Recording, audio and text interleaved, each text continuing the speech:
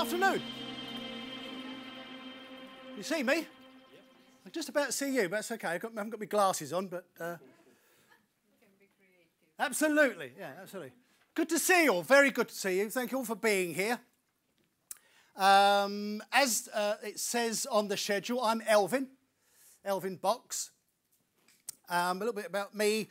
I was born in London, and I live out now in Essex, which is obviously the capital of the world. No, it's not really. I just want to make sure you were listening. Well done, it's not the capital of the world. Anything else about me? Yes, I was a B822 student. I fell in love with the actual subject matter, and a year after actually finishing my MBA, I started to tutor on B822 and met quite a few people on residential schools, and of course my good friend Mr. Brooker through B822. So that's a little bit about me there, and I'm still desperately in love with creativity, innovation, change. I now work for a company called Mace, funny enough.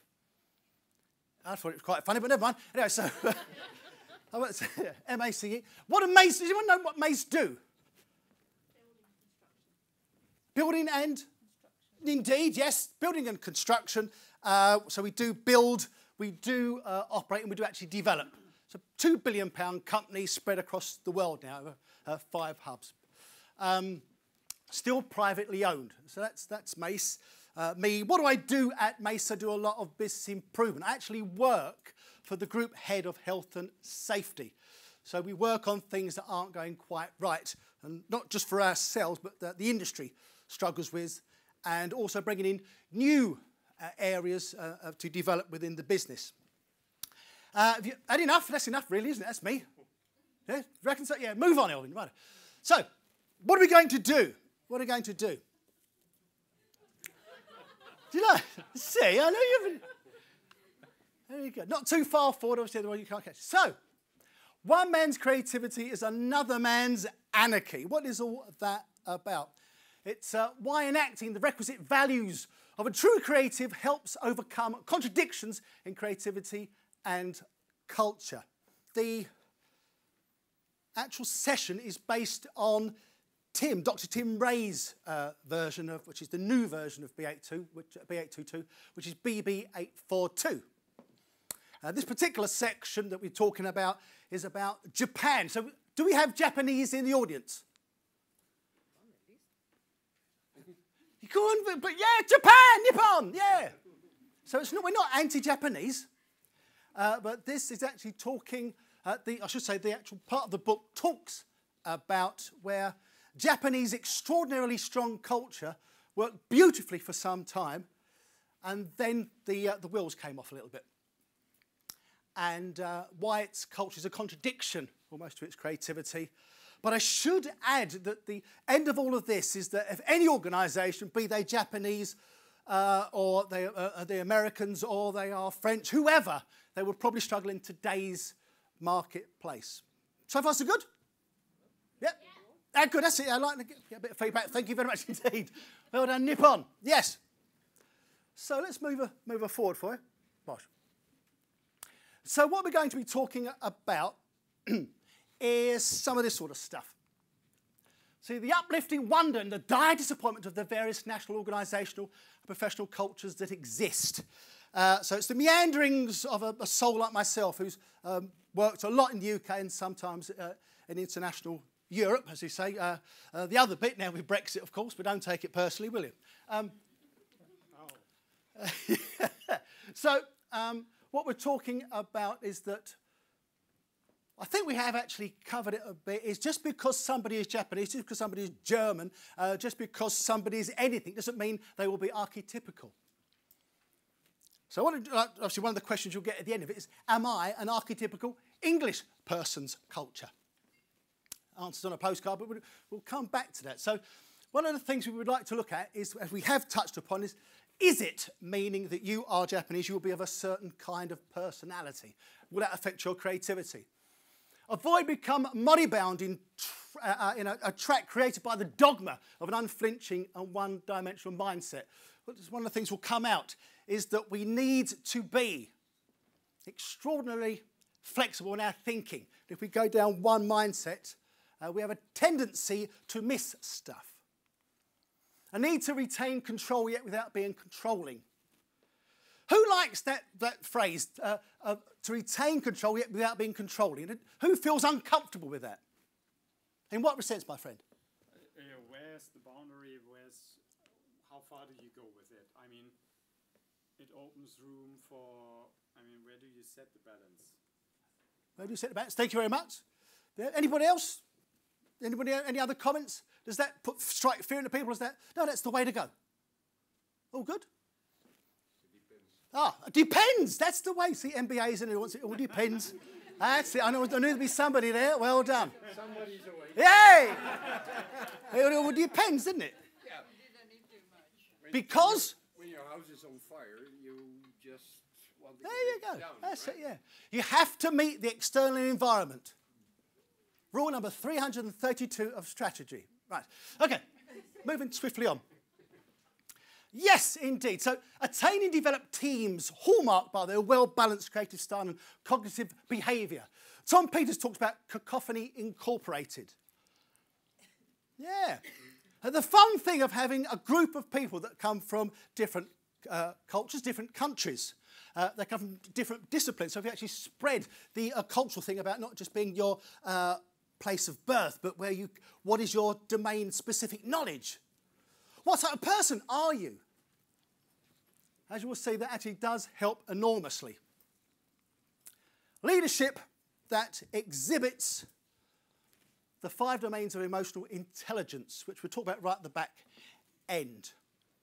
Everybody au fait with emotional intelligence? Yep, so we're going to have a bit of a chat about emotional intelligence at the back end. Is that all cool? So broadly, that's what we're going to be attacking, as it were. Now, the 4, avoiding getting to a track created by dogma, a need to retain control, attain and develop teams with cacophony incorporated, leadership that's emotionally intelligent. I would actually say where Tim's goes in the book on this particular chapter, is what he's saying is that Japan failed at that part of its evolution because it didn't have those ability of those 4 things. Obviously, when we have the panel discussion, I'd like to think about that. We'll discuss it a bit more. If that's it, so far so good. Can I move on? Yep. Oh, good. Can you hear me at the back? But I didn't ask you that. Can you hear me? I thought, no, I can't. We're fine. So that's it. Well, at least somebody can. Good. Move on, Elf. That's it. Okay. So developing and nurturing creativity, innovation, and change. A model to consider. Do we have any Irish in the audience? We need more. Just one? 2. Oh, well. That's it. Well done, you. That's it. So we've got 1.5. Note to the course, we need more Irish in the room because they're always good fun to have around. So, it's true, it's true. What happened is that this model actually came out of B822. I was asked very kindly by a group of Irish students, so I was going to go across, as I went across with John Brooker several times, doing exam preparation sessions. So, give us a model of B822 that pulls it all together. Never been done before, it'd be easy, wouldn't it? Yes, no problem at all. But we got one anyway. It's just a slight adaptation, but it does help explain about why you need to consider all of the elements that make creativity and your external environment. Did I explain that okay? Yep. That's the first time I've ever done it, so that's good. We're getting there after all these years. So this is a model to consider. Can you see that? No. Okay. Guy called Mel Rhodes. He sounds like a cartoonist, doesn't he? Mel Rhodes. It wasn't. This is his model of sustainable innovation. He talks about, got to consider the people, the places they're in, processes they do, and the product that you do, in what context. This is very, very important for key relationships for sustainable creativity innovation. All of those have to be considered. That's the external environment, as all experiments are like that. Now, here is climate of an organisation, its leadership, and, of course, the values.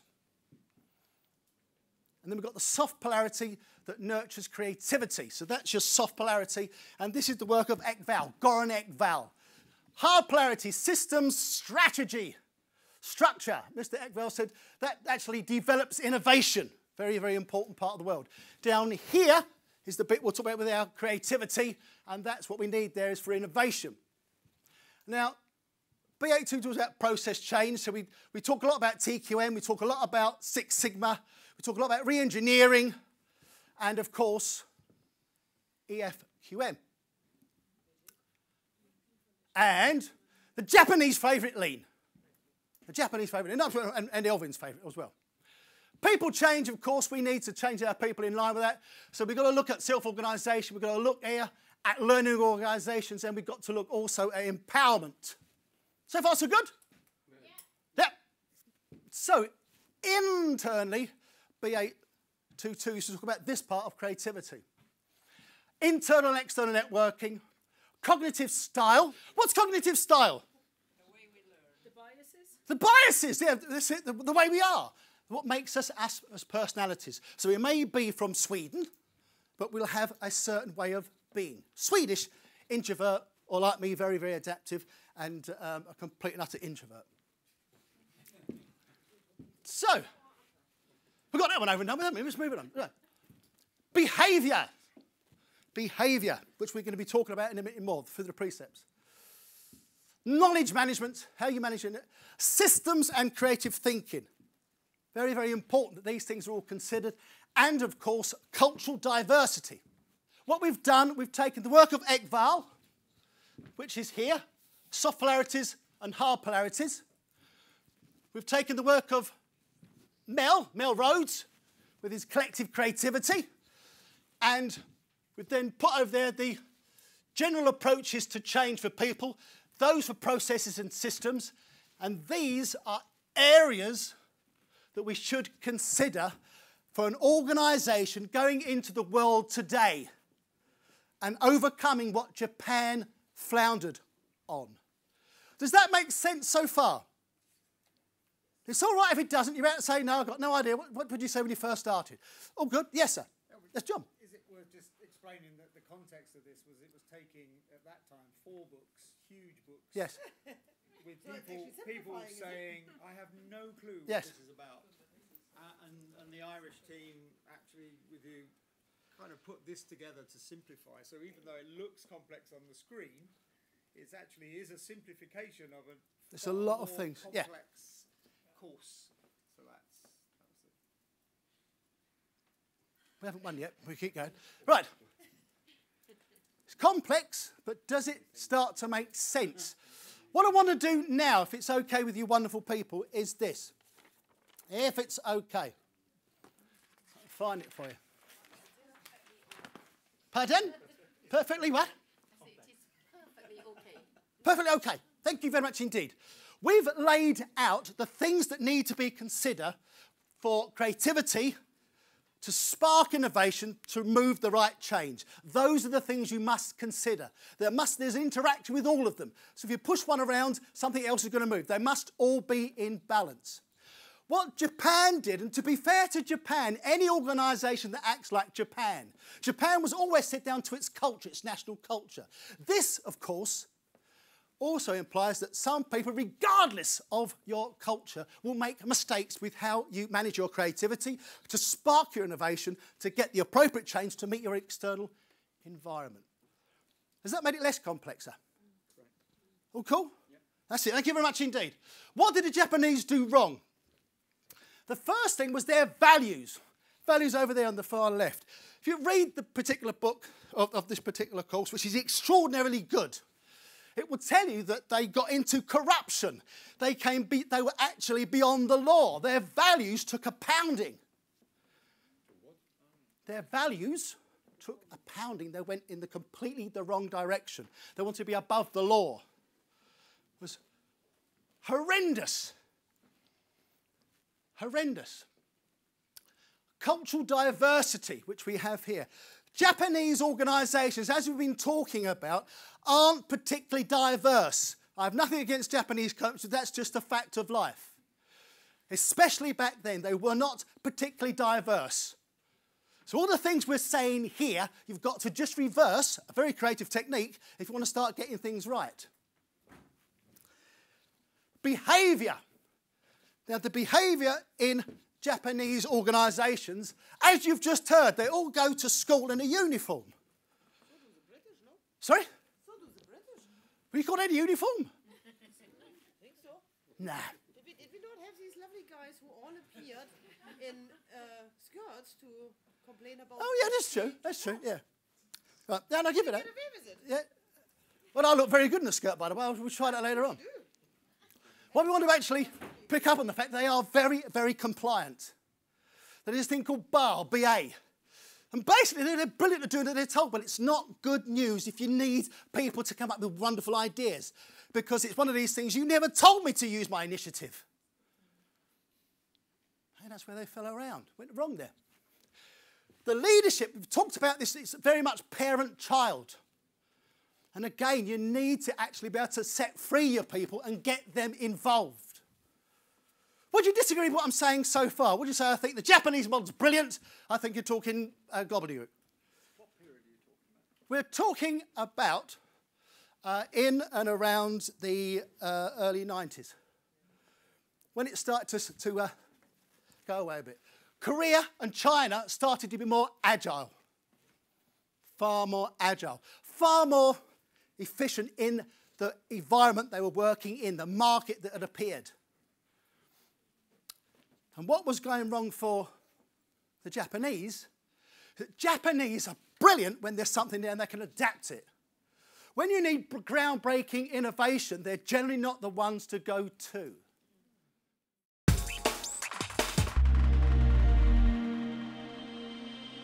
Okay, so the chaos and complexity and diversity of a VUCA world is what Japan was suffering in, which is obviously volatile, uncertain, complex, and ambiguous.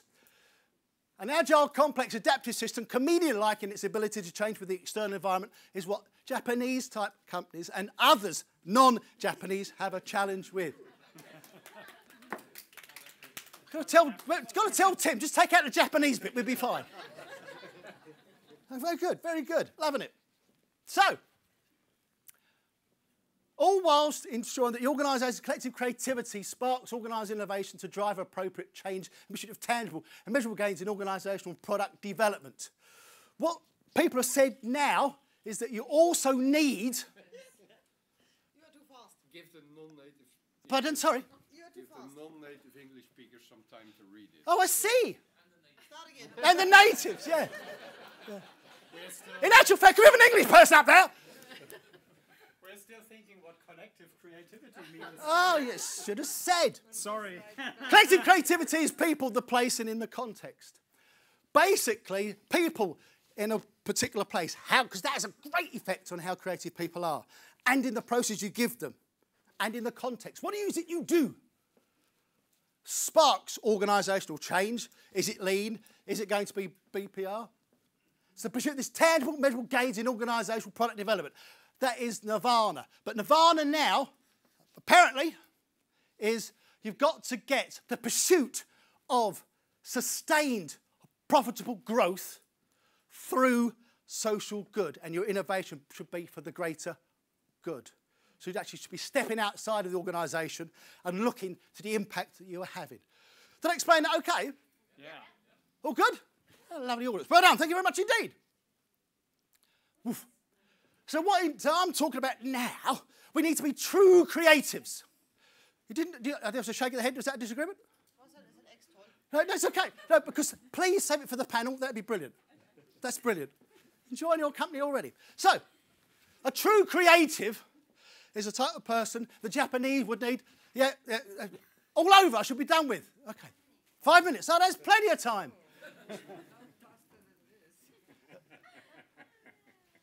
Okay, so what does a true... So this is the antidote to what we've been talking about, and we can talk about during the panel. The antidote is to be more creative.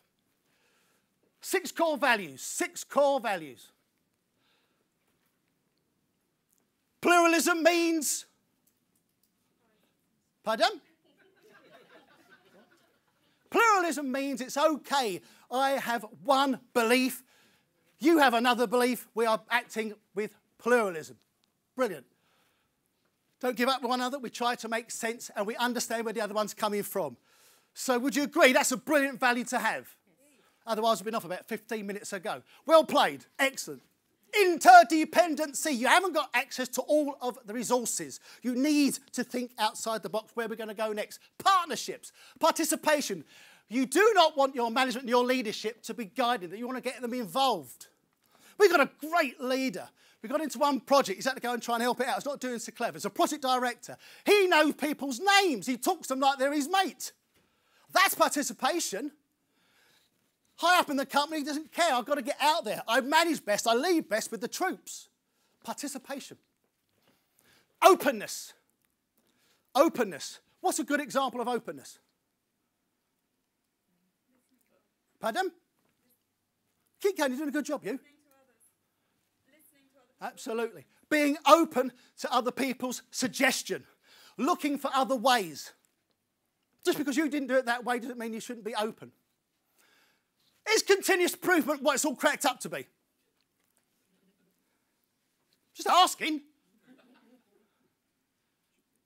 And the answer there is obviously a resounding yes. Carry on, Elv. What a great band. Anyone who's English loves diversity. What a great band they are. Great dance band. Diversity. Why is diversity so wonderful, and how would it overcome a problem in moving forward with the current day climate? Why is diversity so cool? Yes? Because it allows interaction between people from different cultural experiences and knowledge. Just like here, funny enough, isn't it? Yes. That's why you're going to get a lot out of it. That's why organisations get a lot out of it, is that you don't do all Japanese people listen to all Japanese stuff. Not having to go to the Japanese self, tell them. Because any organisation does that's not right. If it's all what we do, and we don't move away from it, we will actually end up like Kodak. I'm not having to go at Kodak, but that's a pretty damn soppy thing to do, wasn't it? That's where we're coming from. Does that help? So I'm not, if you work for Kodak, I used to love their stuff as well. Used to. So what are the true behaviours? This is another of our wonderful B822. This is very quickly the precepts. This is the behaviour you require in today's world. So you don't get like companies, just like the Japanese ones. We'll have to come up with another line, don't we? James Adams, conceptual blockbusters. Charles Handy, let's hear it for Charles Handy. That's it, what a man, what a man. John Martin, B822, a stalwart of the Open University School, absolute genius. Curiosity, forgiveness, love, and a sense of direction. John Martin of the Open University took metaphors from the work of James Adams. Come up with 4 categories. And these are the behaviours we must actually extol and get people to do. Adopt a set to break a set. Please don't get trapped in one-track thoughts. Number 2, explore the givens. Do exactly what you did. Explore the givens. That's great. Challenge it. I didn't think that was quite right. Challenge it. Broad picture, local detail. Get big, spacious diagrams. Broad picture, then we can look at the local detail. We're going to value play. You've been valuing play. It's a little bit off to the right. It's not normal stuff. You've done brilliantly. You value play. Sorry, build up, don't knock down. When you were saying stuff, I didn't knock it down. We've got to build it up. We've got to find out where you're coming from. Live with looseness. That's pretty scary for a lot of people. That means you can't plan it because it goes wrong. Now, it's already there, nurture it. There is creativity everywhere. We have to nurture it to bring it out. Involve others. I've been trying to do that all afternoon, and you've done well. Thank you. Connect and be receptive. So connect to stuff that's not always as you do. Think about, actually, let's go and have a look at this company. They're doing this, and be receptive to it. A sense of direction, because we must never forget, what was the purpose of this company? That's the way we're going. What was the purpose of it? What's our strategy? Know what you really want. You've got to know what your purpose is. You've got to know what your strategy is. Cycle often and close late. That means don't get out the bike, unless you want to. But it means keep continually looking over. Make up your decision when you need to. Manage the process at the end of the day. It has to be managed, otherwise we get bedlam. Rick Arden shown, God bless him, said you've got to be a reflective practitioner, which we're going to do any minute now with a panel. And thank you for your time so far. A true creative leadership, the emotional intelligence, if we've got empathy, meaning I actually stand in the shoes of others, I can understand what they're saying. And then social skills, we can actually interact. Self-awareness, I know where I go wrong, I can self-regulate that. And I can motivate people, I can motivate myself, we can do this. Especially when it's not so clever. So I ain't finished yet, last. Big finish. The moral of the story is this. Be agile, chameleon-like organisations. Get like the external environment. Please don't stay where you were. That's what organisations, just like those in Japan, and other organisations do. They're not agile and they're not chameleon. They don't change the environment. You've got to be vanguards. You've got to be profitable growth via innovation and social good. No one size fits all. You've got to adapt. And strength can be a weakness. Sometimes in Japan, sometimes in organisations, you didn't change. What did it for you fails to do it anymore. You've got to look elsewhere. Kodak. Rosabeth Moss-Kanter talked about supercore. More on that if you go with Rosabeth. So to be a true creative, have the values, have the behaviour, get the leadership, and as Charles Handy said, that's why we cheered him, go with the grain of the people, not what they wanted to do in Japan, which was the people go with the grain of the organisation. That's me. Great. Thank you very much. Thank you. Thank you, sir. Thank you.